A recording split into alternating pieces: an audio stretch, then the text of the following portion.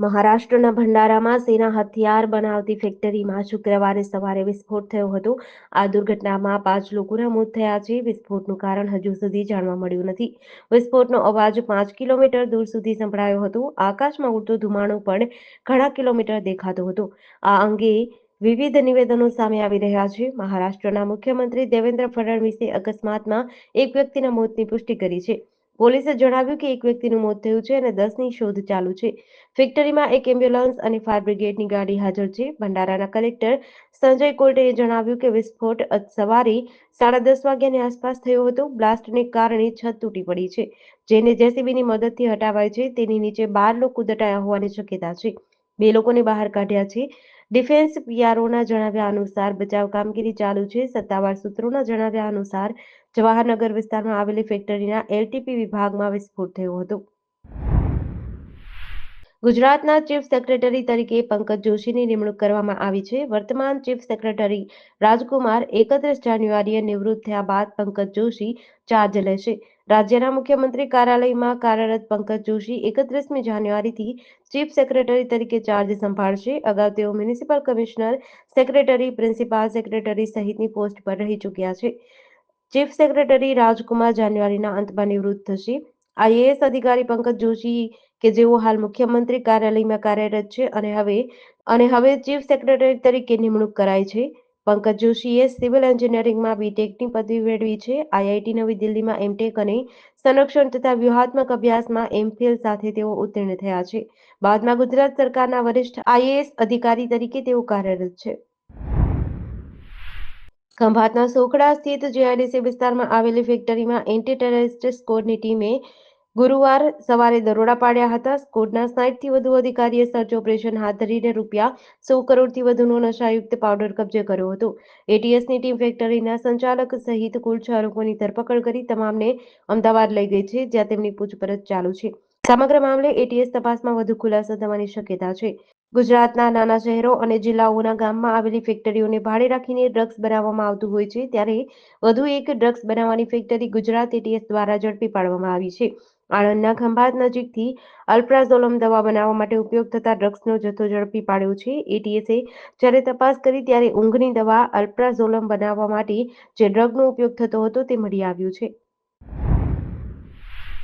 સુરતના ગોડાદરા વિસ્તારમાં 23 જાન્યુઆરીએ એક હચમચાવનારી ઘટના બની છે. શ્રી સાંઈ ક્લિનિક ચલાવતા ડોક્ટર શામજી બલદાણિયા પર એક વ્યક્તિ દ્વારા એસિડ એટેક કરાયો છે.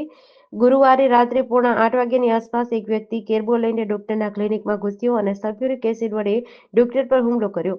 આ સમગ્ર ઘટના સીસીટીવીમાં કેદ થઈ છે. ઘટનાના સામે આવેલા સીસીટીવી ફૂટેજમાં જોઈ શકાય છે કે પીળા રંગનો શર્ટ પહેરેલ એક વ્યક્તિ હાથમાં એસિડનો કેરબો લઈને એકાએક દોટ મૂકીને ક્લિનિકમાં પ્રવેશ કરે છે.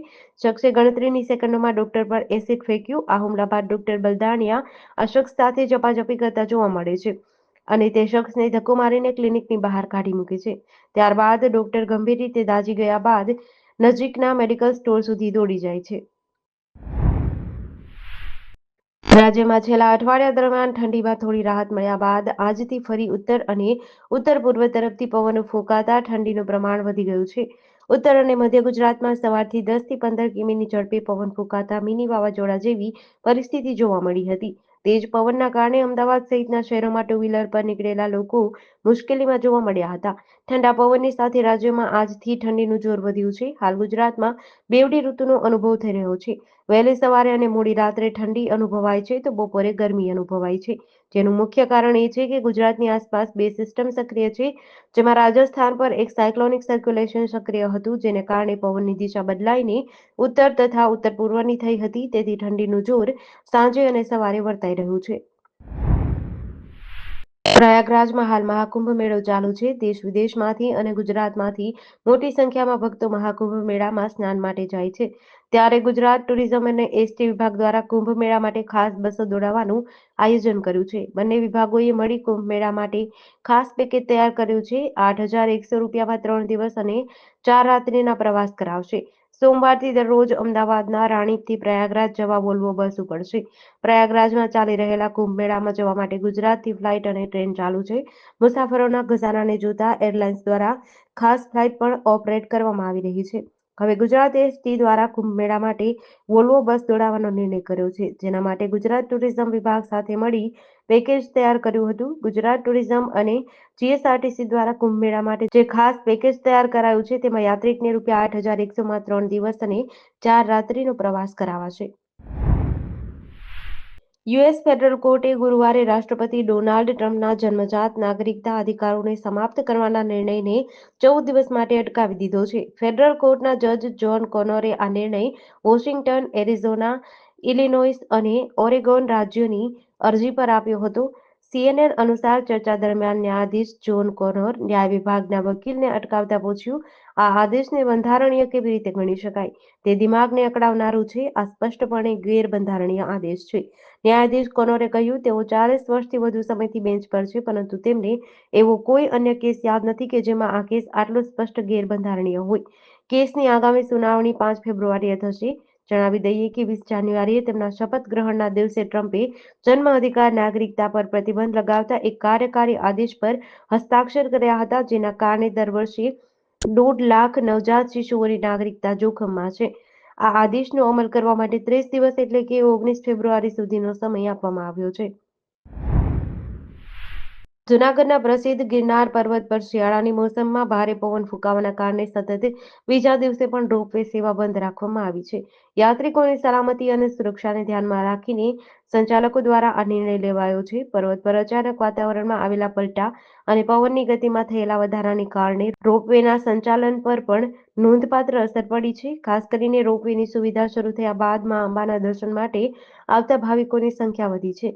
છેલ્લા 2 દિવસથી રોપવે સેવા બંધ હોવાના કારણે મોટી સંખ્યામાં આવેલા યાત્રિકો અને પ્રવાસીઓ નિરાશ થયા છે. સંચાલકોના જણાવ્યા અનુસાર પવનની ગતિ સ્થિર થયા બાદ જ રોપવેની સેવા ફરી શરૂ કરવામાં આવશે. જૂનાગઢ મહાનગરપાલિકાની ચૂંટણી નજીક આવી રહી છે, ત્યારે વોર્ડ નંબર 5ના રહીશોએ પાયાની સુવિધાઓ મુદ્દે મતદાન બહિષ્કારની ચીમકી ઉચ્ચારી છે.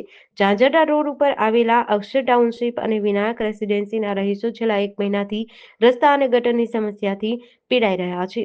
સ્થાનિકોએ પૂર્વ સ્ટેન્ડિંગ કમિટી ચેરમેનને ઘેરી લીધા હતા અને તું મેમેના દ્રશ્યો પણ સર્જાયા હતા. જૂનાગઢ મહાનગર શહેરમાં રોડ, રસ્તા અને પાણીની સમસ્યાને લઈને જનતામાં નારાજગી જોવા મળી હતી. ઝાંઝરડા રોડ પર વોર્ડ નંબર 5ના સ્થાનિકોમાં ખરાબ રોડ રસ્તાને લઈને છેલ્લા ઘણા સમયથી આક્રોશ જોવા મળ્યો હતો. આજે ઝાંઝરડા રોડ પર વોર્ડ નંબર 5ના સ્થાનિકો અને અગ્રણીઓએ પૂર્વ સ્ટેન્ડિંગ કમિટી ચેરમેનનો ઉધડો લઈ તતડાવ્યા હતા. સ્ટેટ મોનિટરિંગ સેલ ટીમ પેટ્રોલિંગમાં હતી, ત્યારે તેઓને ચોક્કસ બાતમી મળી હતી કે દીવથી દારૂ ભરેલ ટેન્કર સૌરાષ્ટ્રમાં આટકોટ નજીક આવી રહ્યું છે. ગત મોડી રાત્રે એસએમસીની ટીમે આટકોટ નજીક રાજકોટ ગ્રામ્ય પોલીસને ઊંઘતી ઝડપી પાડી ₹61.46 લાખની કિંમતના 782 પેટી વિદેશી દારૂ ભરેલ ટેન્કર ઝડપી પાડ્યું. એસએમસીની ટીમે બાતમીના આધારે આટકોટ પાસે પાંચવડા રોડ પર વોચ ગોઠવી હતી. દરમિયાન ત્યાંથી પસાર થઈ રહેલા બાતમીવાળા શંકાસ્પદ ટેન્કરને રોકતા ટેન્કર ચાલક અને ક્લીનર ટેન્કર મૂકી નાસી ગયા હતા. ટેન્કરની તલાશી લેતા ટેન્કરના ખાનામાં છુપાવી રાખેલી ₹61.46 લાખની કિંમતનો 782 પેટી વિદેશી દારૂ મળ્યો હતો. પોલીસે ₹61.46 લાખની કિંમતનો દારૂ અને ટેન્કર મળી કુલ ₹81.46 લાખનો મુદ્દામાલ કબજે કરી વધુ તપાસ હાથ ધરી છે.